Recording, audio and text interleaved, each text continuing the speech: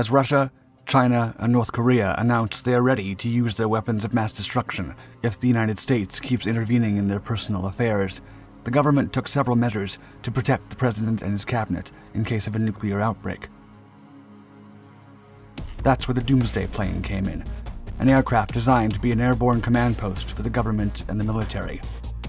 Valued at around $200 million, the Doomsday Plane can stay in the air for days and withstand the electromagnetic pulse of nuclear explosions. Some of these secret aircraft have been recently spotted performing unique maneuvers, prompting a media frenzy and increasing the tension between already dueling nations.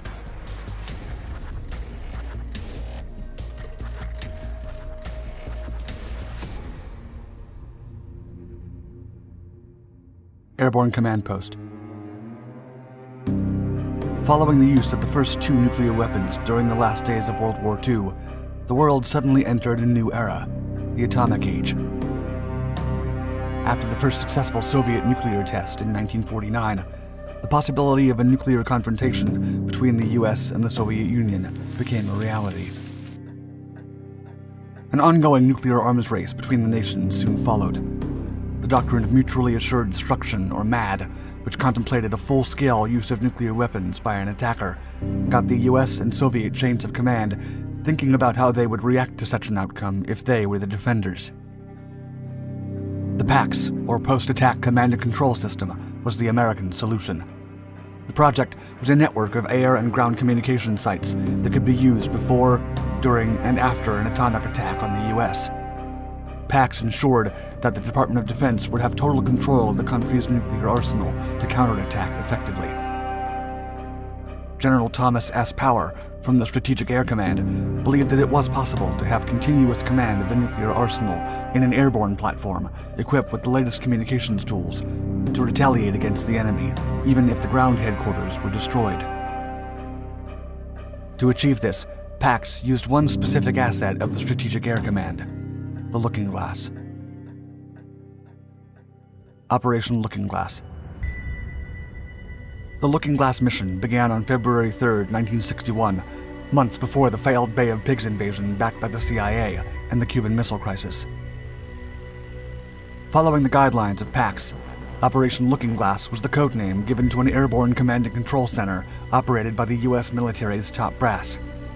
The name came from its similarities with the command and control functions of the underground Strategic Air Command headquarters at Offutt Air Force Base in Nebraska. The original Doomsday aircraft were 5 modified Boeing KC-135A Stratotankers. One of them was kept in the air 24 hours a day to ensure the continuous flow of communication between the underground base and the Doomsday Plane. The KC-135A Looking Glass aircraft were airborne from February of 1961 until July of 1990, when they were put on ground alert 24 hours a day. The purpose of the operation was to provide total command and control of the U.S. nuclear arsenal if ground command centers were jeopardized or deemed inoperable during a nuclear attack. In the event of a catastrophe or any other war contingency, the commanding officer aboard the Looking Glass aircraft, serving as the Airborne Emergency Action Officer, had the permission of the National Command Authority to launch retaliatory nuclear attacks. However, in the early 2000s, the National Command Authority term was modified to explicitly state that only the President or the Secretary of Defense had the authority to order a nuclear strike. Then, with the introduction of newer aircraft like the Boeing E-4 Nightwatch and the Boeing E-6 Mercury, the purpose of Looking Glass changed. Boeing E-4 Nightwatch. The U.S. military continues to operate different Doomsday planes to this day, and the Boeing E-4 Nightwatch is one of them. It is based on a modified Boeing 747-200B from the National Emergency Airborne Command Post. Other than serving as an airborne command post for the National Command Authority, the $200 million flying war room is also intended to protect the President and his cabinet in the case of a nuclear outbreak. And although not much is known about the true capabilities of the Nightwatch, there are specifics about some of its features. The aircraft can house up to 112 people, split into 3 decks. In addition, it can fly for over 12 hours and stay in the air for days if refueled by air.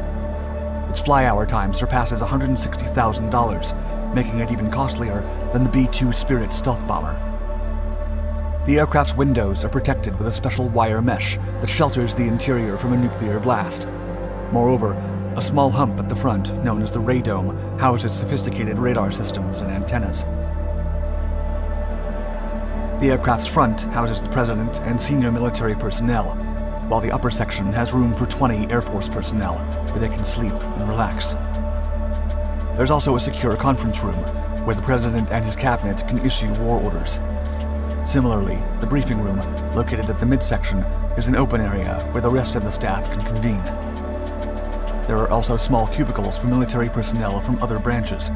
It is called the Battle Staff Room and serves as the primary communications network with other ground bases. Finally, the Communication and Technical Control Room is located at the aircraft's rear, where the personnel can communicate with anyone in the world. 4 Nightwatch E-4s comprise the National Airborne Operations Center and operate from Offutt Air Force Base in Nebraska. Boeing E-6 Mercury. Formerly known as the E-6 Hermes, the Boeing E-6 Mercury entered service in July of 1989. It replaced the EC-130Q, whose primary role was to execute Operation Looking Glass.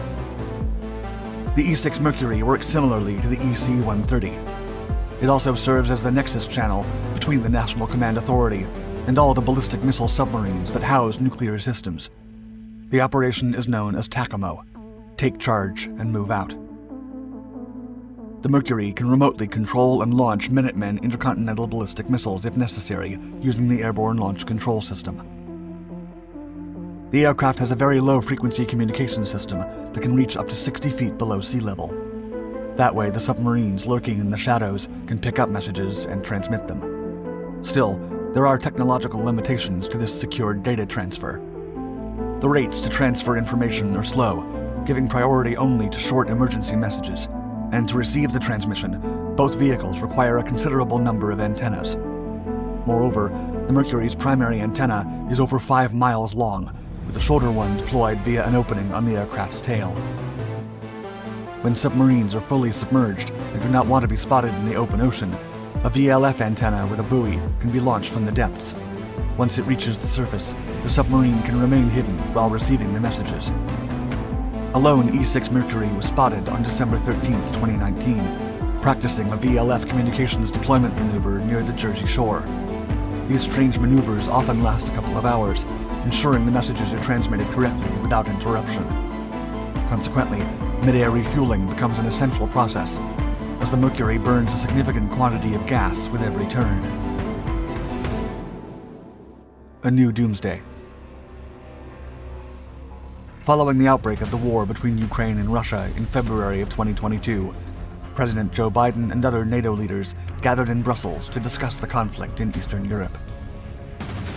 Then, in March, one of the U.S. Doomsday warplanes was spotted over the skies of Europe as part of President Biden's security fleet. Some experts have speculated that this was a direct response to President Putin's threats of using nuclear weaponry if foreign powers intervene in the current conflict. The aircraft was seen circling over a region north of Cambridge and appeared to be heading to the Royal Air Force Base at Mildenhall.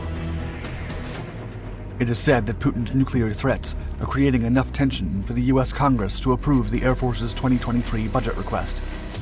In 2021, the USAF began developing a replacement for the E-4, but budget constraints have continually slowed down the process. The new aircraft, simply dubbed Survivable Airborne Operations Center, is expected to cost around $203 million. The request pales in comparison with what the Air Force received in 2021 and 2022, with $90 and $50 million respectively. Still, Air Force officials believe the war in Ukraine will bolster the funding of the program to over $610 million by 2025. Thank you for watching our video. Please like and subscribe to our Dark Documentaries channels to find more exciting content. Don't forget to hit the bell icon to be notified of our newest videos.